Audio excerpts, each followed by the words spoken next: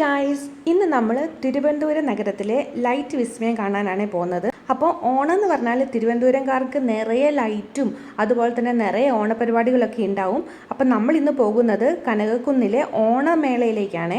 അപ്പം ഇതും കേരള സർക്കാരിൻ്റെ പരിപാടിയാണ്. സെപ്റ്റംബർ 3 മുതൽ സെപ്റ്റംബർ 9 വരെയാണ് ഇവിടെ പരിപാടി നടക്കുന്നത്. ഇവിടെ മൊത്തം ലൈറ്റ് ഇട്ടിട്ട് അലങ്കരിച്ചിരിക്കുക, നല്ല ഭംഗിയാണ് കാണാൻ വേണ്ടിയിട്ട്. ഇതിൻ്റെ ഭാഗമായിട്ടായിരുന്നു കഴിഞ്ഞ ദിവസം ഞങ്ങൾ അപ്ലോഡ് ചെയ്ത ഡ്രോൺ ഷോയും ഉണ്ടായിരുന്നത്. അപ്പം ഞങ്ങൾ ഡ്രോൺ ഷോ കണ്ടു കഴിഞ്ഞിട്ട് ഞങ്ങൾ ഈ ലൈറ്റ് കാണാൻ വേണ്ടിയിട്ട് പോവാണ്. റോഡിൽ നിറയെ ലൈറ്റാണ്, ഒത്തിരി ജനത്തിരക്കുമാണ്. അപ്പോൾ ഈ വഴിയിലൂടെ വണ്ടികളെ കടത്തി വിടുന്നില്ല, നമുക്ക് കാഴ്ചയൊക്കെ കണ്ട് നടക്കാനുള്ള സ്ഥലമാണ്. അപ്പം നല്ല ജനത്തിരക്കാന്ന് ഞാൻ പറഞ്ഞല്ലോ. അപ്പം നിങ്ങൾക്ക് വീഡിയോയിൽ കാണാൻ പറ്റും, ഒത്തിരി ആളുകൾ ഉണ്ടായിരുന്നു. നമ്മൾ തിരുവോണ ദിവസം തന്നെയാണ് ഇങ്ങോട്ടേക്ക് വന്നത്. അപ്പം ഞങ്ങൾ കുറച്ച് ദൂരെ വണ്ടി പാർക്ക് ചെയ്തിട്ടാണ് ഇങ്ങോട്ടേക്ക് നടക്കുന്നത്. കാരണം അത്ര തിരക്കായത് കാരണം ഒരു കിലോമീറ്ററോളം ഞങ്ങൾക്ക് നടക്കേണ്ടി വന്നു ഈ ഒരു സ്ഥലത്തേക്ക് എത്താൻ വേണ്ടിയിട്ട്. കഴിഞ്ഞ വർഷമാണെങ്കിൽ നമുക്ക് ഈ തിരുവനന്തപുരത്ത് ഓണപരിപാടികളൊന്നും ഉണ്ടായിരുന്നില്ല. കാരണം ചൂരൽമലയിൽ ഉരുൾപൊട്ടിയതിൻ്റെ ഭാഗമായിട്ട് നമ്മൾ ഒട്ടുമിക്ക പരിപാടികൾ ക്യാൻസൽ ചെയ്തിട്ടുണ്ടായിരുന്നല്ലോ. അത് കാരണം ഈ വർഷം എല്ലായിടത്തും നിറയെ ലൈറ്റൊക്കെ ഇട്ടിട്ട് അലങ്കരിച്ച് വെച്ചിരിക്കുകയാണ്. നമ്മൾ ഇവിടെ എത്തി, നമ്മുടെ മെയിൻ എൻട്രൻസ് വഴിയാണ് നമ്മൾ കയറേണ്ടത്. അപ്പോൾ അവിടെ ആകുമ്പോഴത്തേക്കിനും ഓണം റിലേറ്റഡ് ആയിട്ട് ഒത്തിരി കാര്യങ്ങൾ ചെയ്തിട്ടുണ്ട് ഇവർ. ഓണം റിലേറ്റഡ് ആയിട്ട് പഴമേൻ്റെ ഓർമ്മകളിലേക്കൊക്കെ കൊണ്ടുപോകുന്ന തരം ഒത്തിരി പടങ്ങളൊക്കെ ഉണ്ട്. അപ്പം നമ്മൾ കയറി ചെല്ലുമ്പോഴേ നമസ്കാരം എന്ന് പറഞ്ഞിട്ട് 2 വഞ്ചി വള്ളമൊക്കെ ഉള്ള ഒരു പിക്ചറൈസേഷൻ ആണ് കാണുന്നത്. അതിനുശേഷം നിറയെ ഫോട്ടോ എടുക്കാൻ പറ്റിയ സ്പോട്ട് ഉണ്ട്. അതുപോലെ തന്നെ നമുക്ക് കണ്ട് ആസ്വദിക്കാൻ പറ്റിയ ഒത്തിരി സ്ഥലങ്ങളുണ്ട്. അതുപോലെ തന്നെ പിക്ടോറിക്കൽ റെപ്രസെൻറ്റേഷൻ ആയിട്ട് അവർ ഒത്തിരി കാര്യങ്ങൾ ചെയ്തിട്ടുണ്ട്. പിന്നെ ലൈറ്റാണ് ഇവിടെ എടുത്തു പറയേണ്ടത്. ലൈറ്റ് പല വിധത്തിലും പല നിറത്തിലും പല തരത്തിലും ഉണ്ട്. പിന്നെ ഇത് കാണുന്നതാണ് അവിടുത്തെ ഒരു ഗെയിമാണ്, മെയ്സ് ഗെയിം എന്ന് പറയും. പക്ഷെ ഞങ്ങൾ അന്ന് ചെന്ന ദിവസം ഞങ്ങൾക്ക് കയറാൻ പറ്റില്ല, ഇത് ക്ലോസ്ഡ് ആയിരുന്നു.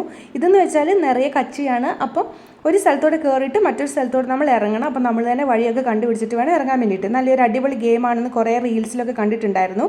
പിന്നെ ഇതെന്ന് പറയുന്നത് ചുമ്മാ ഒരു പുൽത്തകിടിയിലാണ്. അപ്പോൾ പിള്ളേരൊക്കെ ഇങ്ങനെ കിടന്നിട്ട് കളിക്കുന്നൊക്കെ ഉണ്ട് ഇത് കൂടെ. അപ്പോൾ ഞങ്ങളിതൊക്കെ കുറേ കാഴ്ചകളൊക്കെ കണ്ട് ഞങ്ങളിങ്ങനെ നടക്കുകയാണ്. അങ്ങനെ നമ്മളതൊക്കെ കണ്ട് ആസ്വദിച്ചുകൊണ്ടിരിക്കുന്ന സമയത്താണ് സ്റ്റെഫി വന്ന് നമ്മുടെ അടുത്ത് ഈ വരുത്ത പരിപാടിനെ പറ്റി അഭിപ്രായം ചോദിച്ചത്. അപ്പം ഞാൻ എൻ്റെ അഭിപ്രായം പറയുന്നുണ്ട് ഇതിനകത്ത്, നിങ്ങൾ കേട്ട് നോക്കിക്കോ. എന്താണ് ഇവിടുത്തെ പ്രോഗ്രാമിനെ പറ്റി എന്താണ് താങ്കൾക്ക് പറയാം? വളരെ മികച്ച ഒരു പ്രോഗ്രാമാണ്. പക്ഷേ ഒത്തിരി ഹൈപ്പ് തന്നതുപോലെയൊന്നും എനിക്ക് തോന്നിയില്ല ഇവിടെ എന്താ വന്നിട്ട് കാണാനുള്ളതെന്ന്. പിന്നെ ഞാൻ തുടർന്ന് പറയുന്നത്, ആകെ കൂടി ഞങ്ങൾ കാണാനും കയറാനും വിചാരിച്ചത് മറ്റേ മെയ്സിൻ്റെ ഗെയിമായിരുന്നു. പക്ഷെ അതാണ് ഈ ക്ലോസ്ഡ് ആയിരുന്നു. അതിനുശേഷം ഞങ്ങളിങ്ങനെ നടക്കുന്ന സമയത്താണ് തിരുവനന്തപുരം കലാകാരന്മാരുടെ സ്റ്റേജ് ഷോ ഉണ്ടെന്ന് പറഞ്ഞത്. സുരാജ് വെഞ്ഞാറമൂടും അസീസ് നെടുമങ്ങാടൊക്കെ ഉണ്ടായിരുന്നു.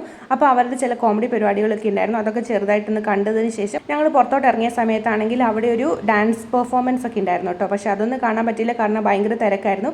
അതിനുശേഷം ഞങ്ങൾ ഈ ബബിൾ വിടുന്ന ചേട്ടനെ കണ്ടത്. അപ്പോൾ ആ ചേട്ടൻ്റെ കയ്യിലിരിക്കുന്ന ആ സാധനത്തിനകത്ത് നിന്ന് ഒത്തിരി ബബിൾ വരുന്ന കാരണം ഞങ്ങൾ ഒരെണ്ണം അങ്ങോട്ട് മേടിച്ചു.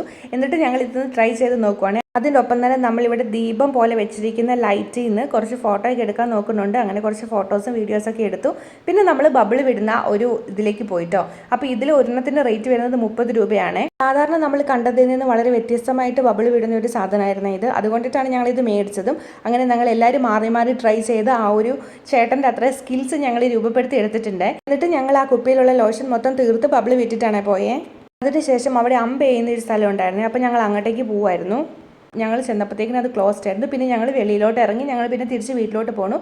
അപ്പോൾ ഇത്രയേ ഉള്ളൂ തിരുവനന്തപുരം കനകക്കുന്നിലെ കാഴ്ചകൾ. കുറച്ചും കൂടി ഉണ്ട്, പക്ഷേ സമയപരിധി കാരണം ഞങ്ങളത് വേണ്ടെന്ന് വെച്ചു. അതുപോലെ തന്നെ ഞങ്ങൾ നല്ല മടുത്തിട്ടുണ്ടായിരുന്നു. അപ്പം നമുക്ക് അടുത്ത വീഡിയോ ആയിട്ട് കാണാം. ബൈ.